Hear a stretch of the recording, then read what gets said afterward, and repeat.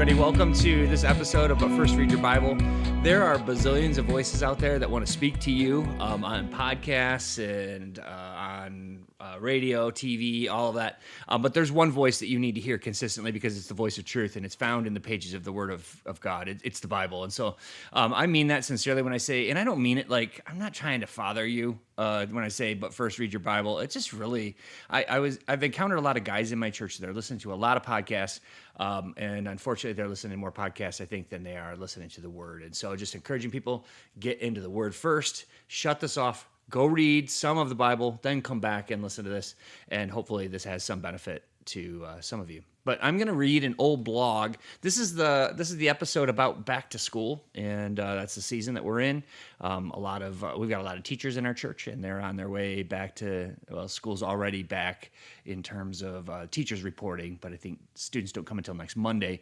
But a lot of things going on, kind of buzzing in the community, getting ready to get back. So this is a blog that I wrote back in on September 3rd, 2015. So this is 11 years old, and it is a bit of a throwback because my kids are all adults now. This would have been when Adam was starting high school. Yeah, this is the year that my oldest started high school. I have 3 kids, Adam, Luke, and Leah. But here it is. Back to school prayers. The new clothes have been purchased and are all lined up in the closet. The pencil top erasers are all ready to remove some rare mistakes. The Trapper Keepers are all stocked with lined and ruled note paper. Okay, maybe not Trapper Keepers, but some of you knew what I was talking about. Back to school is in full swing, and the first day of school looms large. For some of us, this is a big deal. With a son entering his first year of high school after being homeschooled for most of his academic life, it is a bit intimidating. I routinely pray for my children and even have some set things that I pray for them most days. But as I enter this new phase of sending my son into the mix, I have thought of some prayers that probably will not be helpful or beneficial.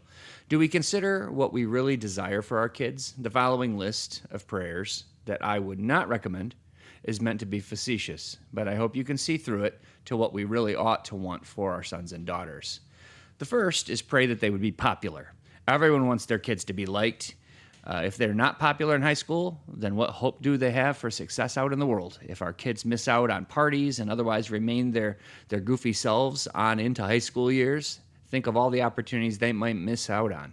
How could they possibly be socialized correctly if their peers don't recognize how completely awesome they are? Second, pray that they are the top of their class. We all know that our kids are well above average, and most of us know that our kids should be the best in their class. But if our kids happen to not be the best, we should pray that they quickly rise to that place that they deserve. If our kids are not the best in every subject, what kind of career future could they possibly have? The real purpose of school, after all, is academics. So we should all be praying that our kids would be way ahead of their peers. Third, pray that their sports teams win it all. There are so many sports to choose from that every kid can be an aspiring professional. We all know that a loss can be really damaging to a young psyche, so we should all be praying that our children win at everything. We wouldn't want their fragile state of mind to be burdened by anything as cumbersome as a loss. So, of course, we will all be praying that our kids' teams win, right? Fourth, pray that they have a really fun year. High school is the wonder years, right? First dances, first dates, parties, first wheels, first broken curfew, first time being grounded for a month in the summer and staining the entire deck because you took your parents' car to your girlfriend's house without their permission. Wait, what were we talking about? Oh, fun. If our kids don't have fun in high school, then they will have all kinds of repressed feelings and probably grow up to have deep-seated antisocial tendencies. Of course, we will be praying for fun for our kids this school year. After all, we are American, and American means fun. Fifth, pray that they get to do it all. We must completely suck the marrow out of every school year. I mean, we must soak up every drop of opportunity so that we can slide into graduation with a frozen grin of exhaustion. And by we, I mean our kids. We ought to pray that our kids get so many opportunities and are able to be involved in so many extracurricular activities that they graduate with a deep sense of their multifaceted interests. How else are our kids going to know if they are chess master who plays left tackle, pole vaults, plays the piccolo, and enjoys student government unless they get those opportunities in school? But as I think about another school year, I'm praying that my kids will find friends that lead them toward Christ instead of away from Christ. I love the story of Shadrach, Meshach, and Abednego, 3 young Hebrew boys who stood together in unity and refused to bow to the idols of their culture. I pray that my kids will all find others who will stand together with them for the truth and against the lies. I do not much care for my kids' popularity. I pray that my kids apply themselves well to their studies. My kids are all pretty bright. Like many parents, I'm filled with anticipation, eagerly awaiting what God is going to do with each of my children. But my prayer for them now is that they learn the discipline and motivation to do the best they can. That is not likely to be the best in everything they do. I'm not much concerned for where my kids land in the heap of other kids. I'm concerned and therefore pray that they would do their best and even learn to honor God in that. My kids are not into sports all that much, which gives our family some amazingly refreshing downtime. But with band competitions and upward basketball, there's still room for my kids to hunger for the victory. But my prayer is that my kids learn to win gracefully and lose gracefully. I want them to experience failure and success. I pray that they would avoid a pride that drives them into their own accomplishments, but equally I pray that they would avoid becoming defeated in such a way that leads them to apathy. I am not much concerned that my kids would just keep on winning. I like to have fun, and I think we can have quite a bit of fun as a family, but fun is not the end all of human existence. In America, we seem to gauge and measure everything according to its entertainment value. Some may even be in counseling because they didn't have enough fun in school. My middle school and high school years were quite miserable socially. I do not look back to those as the golden years of social formation, and yet I enjoy my life and have made some good friends along the way. I pray that my kids will have a good balance. I would rather them be on the sidelines of the party scene than have tons of fun, which is often right on the edge of tons of trouble. I am not much concerned that my kids look back on their school years as the most fun. I am praying that my kids get an opportunity to get involved in the things that they enjoy, and that when they stop enjoying them, they feel the freedom to let me know. I have no specific agenda that my kids need to be in band, basketball, drama, chess club, lacrosse, soccer, or whatever. If they want to try something, great. If not, I am not much concerned that my kids get a chance to do it all. If you're praying for your kids at the start of the school year, that is a great thing. What do you want for your kids in this next school year? The main thing is that you are turning to God for the results. Crossfade. Boom. She just does the clap for me. I don't have to do the whole, this is all going to be one episode, right? So I don't have That's to do the the point. whole. Yeah, okay. All right, so Linda, what has getting ready for school now this year, 2026? I just read a blog about 2015 and how different our lives looked then. Yeah, We're now in 2026. correct. What did it look like for you to get ready for the back to school season this year? Oh, well, I was planning when Moms and Tots would start for the moms of preschoolers at our church, and that's about all, really. We're going on vacation next week, and I teach at Kalamazoo Valley Community College, but we don't start till after Labor Day, so I still have a long time. Yeah. So I don't know, it really hasn't looked much Can I do different. this to you?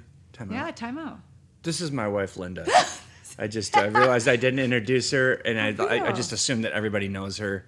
If you're even listening to this, you probably already knew her, but I thought it might be more It's appropriate to actually introduce her. So You don't that's even why we're. ask me how I read my Bible or anything. I didn't, and I know that. I know the answer, but I'm going to pretend that I don't, and I'm going to ask you when you're sitting right next to me in the morning. What does it look like for you to read your Bible? What are you doing right now? Because I know that you're Right. digging in a little bit.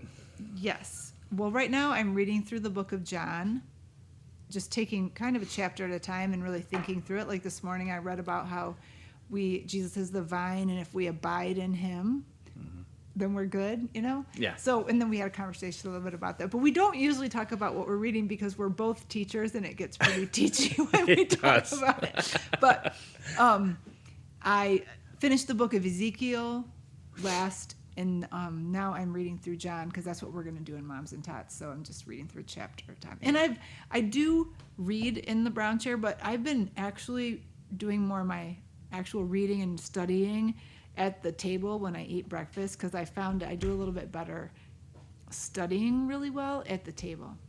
So I've been noticing. Yeah. That. Yeah. so that's what I'm reading right now, John. Yeah. So we usually, I usually get up a little bit earlier, generally speaking. Occasionally, Linda's up before me, but we're usually one of us is up between 5 and 5:30. And then it is interesting because early in our marriage, we actually recognized this, and I've shared this with a lot of young married couples to not feel super guilty if they don't just sit down and read the Bible together and talk deeply about what they're studying or reading. And that's not to say we never talk about what we're studying or reading, but we do find that if we early on we felt compelled like we had to do that. And like Linda identified, we're both teachers, and we just can kind of start to like, Yeah, it doesn't. yeah. And so I don't really want to preach at my wife, and she doesn't. But he really does wanna, anyway. and Sometimes. occasionally, and Anyway. she will do that back. So yeah. So we try to figure that out. But one thing that just came to mind is thinking about back to school. When our kids were younger, one thing I did with the kids when I was taking them to school is we would find out, we listened to Keys for Kids online on my phone, but that was back when there wasn't, I don't even know if it was a podcast. I think we had to go to their website. But that was a good time, that like 10-minute drive to school, to have 4 or 5 minutes of Keys for Kids, to just get in the Word with the kids a little bit on the way to school. And then when we homeschooled, I always had them, their handwriting, their first copy work was a Bible verse, and we were going through the Bible like that way with them. And I think I'm really glad that I think before our kids graduated from high school, they all had read through the Bible. That's not true. Leah finished right around when she graduated, but our kids did all read through the Bible before they graduated. And that's not necessarily because we made them or something. Luke did it for school because he went to a Christian school, and Adam and I did it together when he was in middle school. So Yep. That's fun once your kids get older to read the Bible with them too. Anyway. Yeah, for sure. It's kind of funny because what I was going for when I was asking you what did it look like for the back to school season in 2026 is that it's really nothing. That's right. Like it really isn't anything. It's a new start, a new start to programming at the church. But basically, it's like we're just doing our jobs. Like we're just working and doing the stuff. You're going to be getting back to teaching clinicals coming up. Labs and then clinicals. Yeah. For first and second semester nursing. Yep, that's awesome. But when I think back to like, I did kind of want to just ask your thoughts about when you think about young families today and thinking about their plans and preparations. People go buy all the change like clothes and stuff for school and all of that, folders and notebook paper and Pencils. crayons and whatever they need in their classrooms, and they make preparations and they make plans, and then they start into the sports, planning out their schedule for the fall, and they begin to say, well, on Tuesday nights we're going to be doing this, and on Wednesday nights we're going to be doing that. On they begin to schedule all of that stuff, and they're looking at piano lessons and all of that. What advice would you give to a family that's looking like right now their schedule is getting full? Yeah. What advice would you give them in terms of thinking about their spiritual, like adding a spiritual element to that for their families?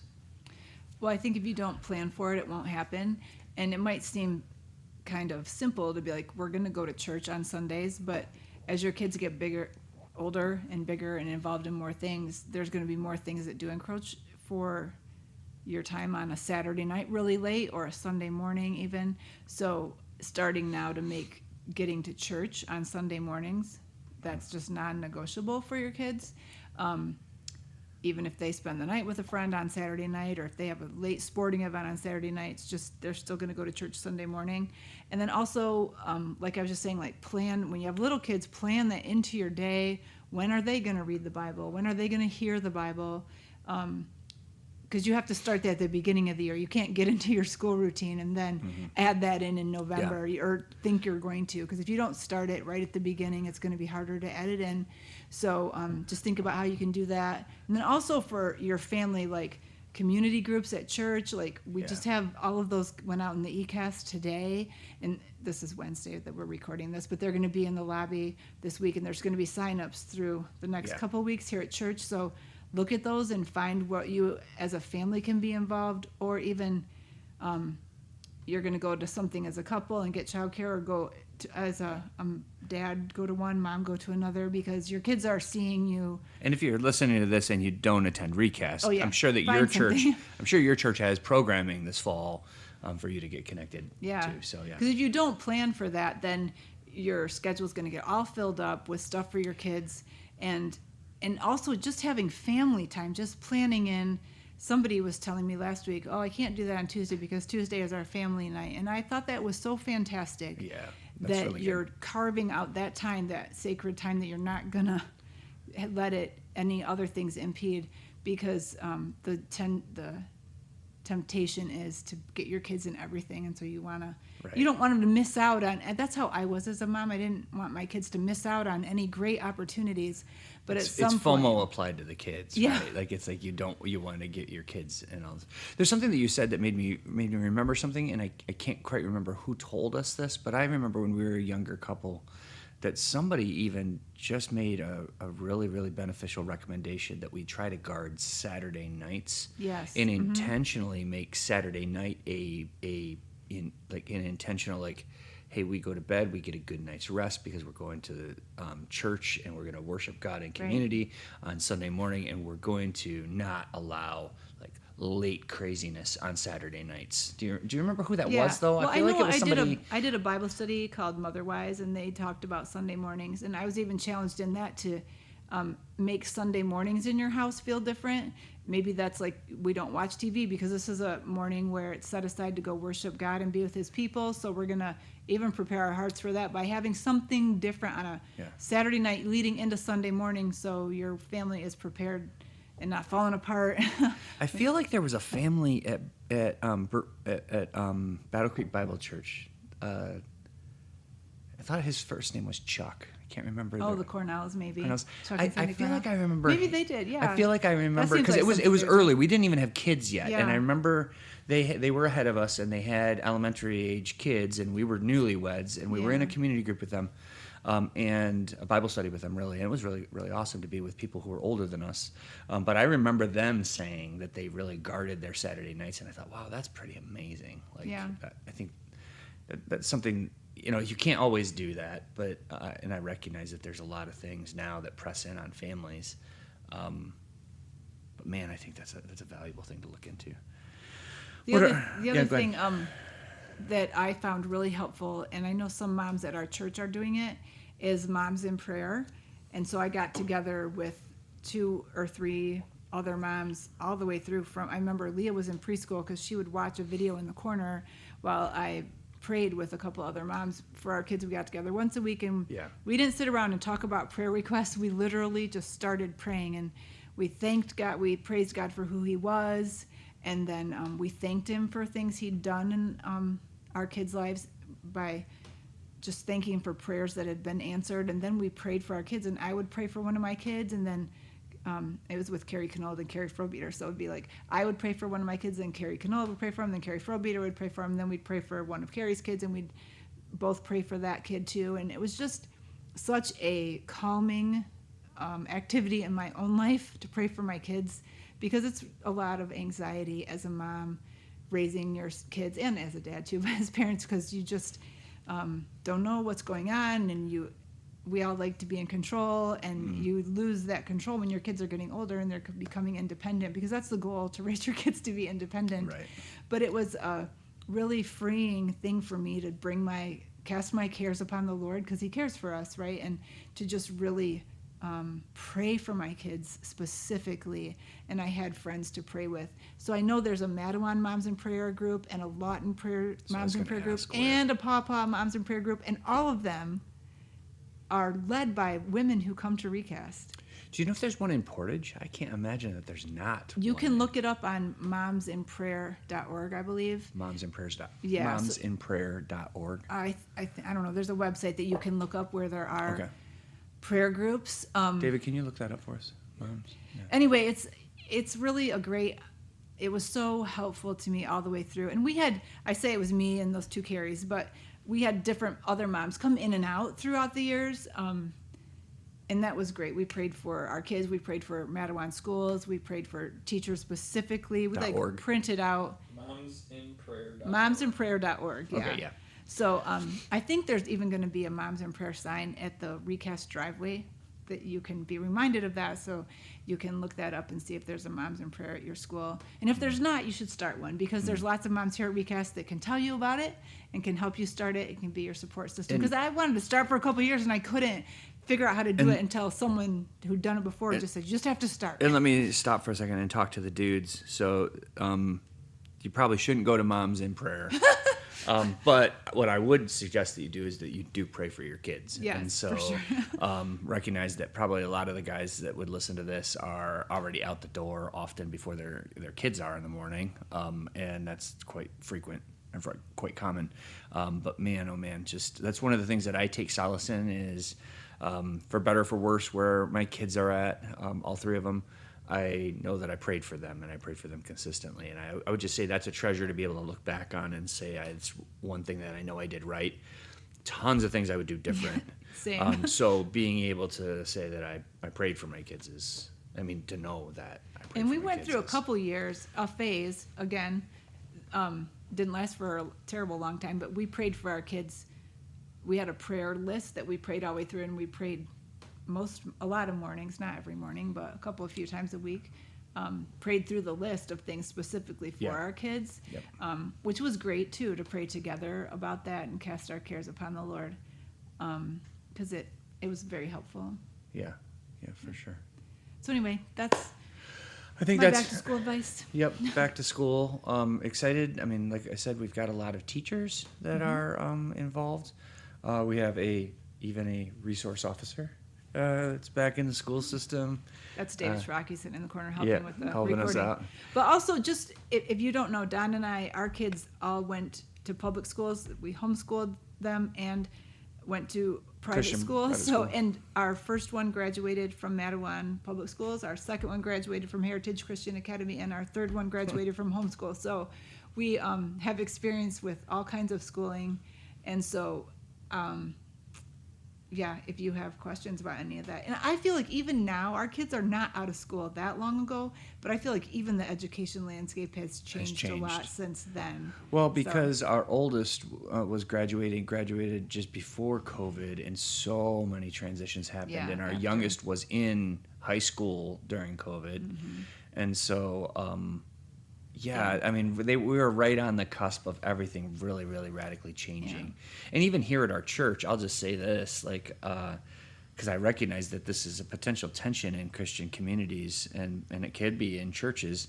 Our church was probably 65% public school, would be my guess, prior to COVID, and it probably flipped to almost exactly the opposite for homeschooling. So we do have a lot of homeschool families here, and it's very easy for those who have chosen public school to feel like the homeschool community is looking down on them, where that may or may not be the case. If that's something that's actually being said to anyone, I would want to know that. Yeah. If people in the church are badgering each other about their School school choices, that would be terrible. That would be sinful.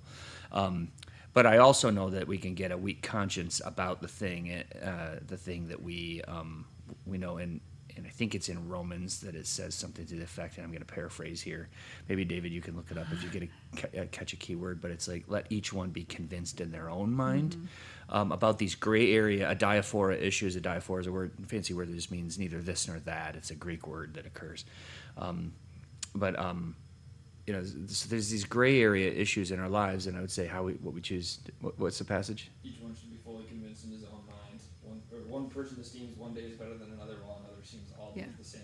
Each should be convinced in his own mind. Each convinced. Yeah, in and what his own passage mind. is that? Romans 14:5, and you quoted the second half of the verse. Yeah. Romans 14:5. Yeah. So yeah, that's I think that being convinced in your own mind is where you can run afoul by not being convinced in your own mind and think that everybody is out to get you or out to change your mind, even when they're not.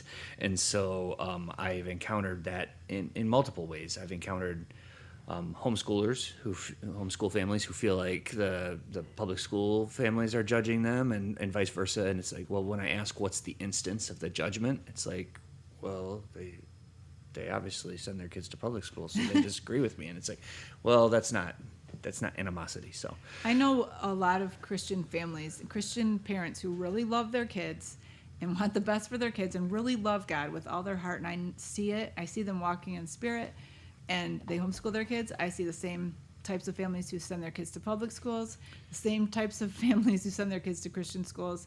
There are people who love the Lord with all their heart in all three school settings. and should be able to fellowship with one another. Yeah, for sure. Yeah. I've heard, and I think it's pretty public knowledge that there are some churches in America where it's required, for example, to homeschool.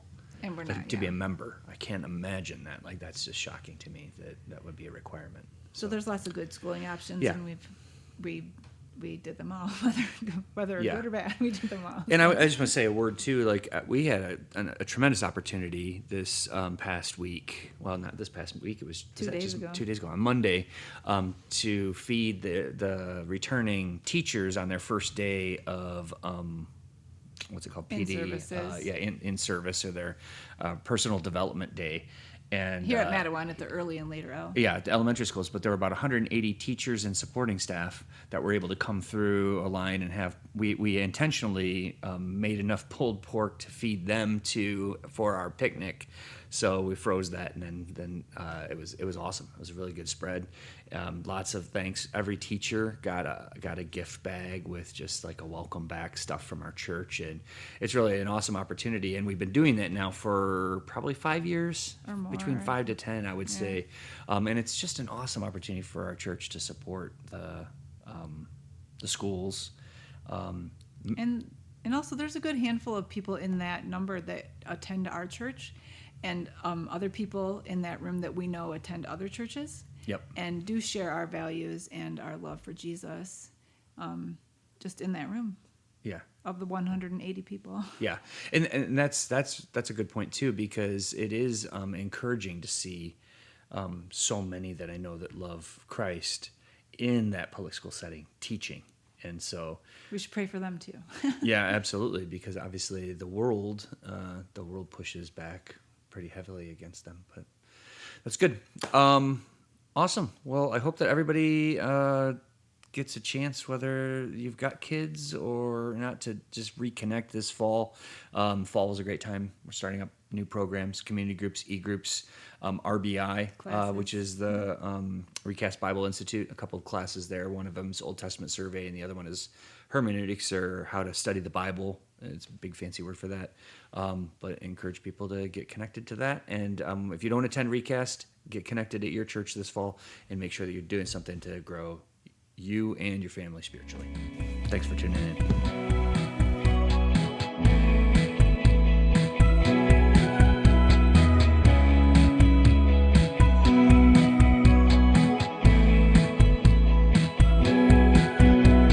Boom.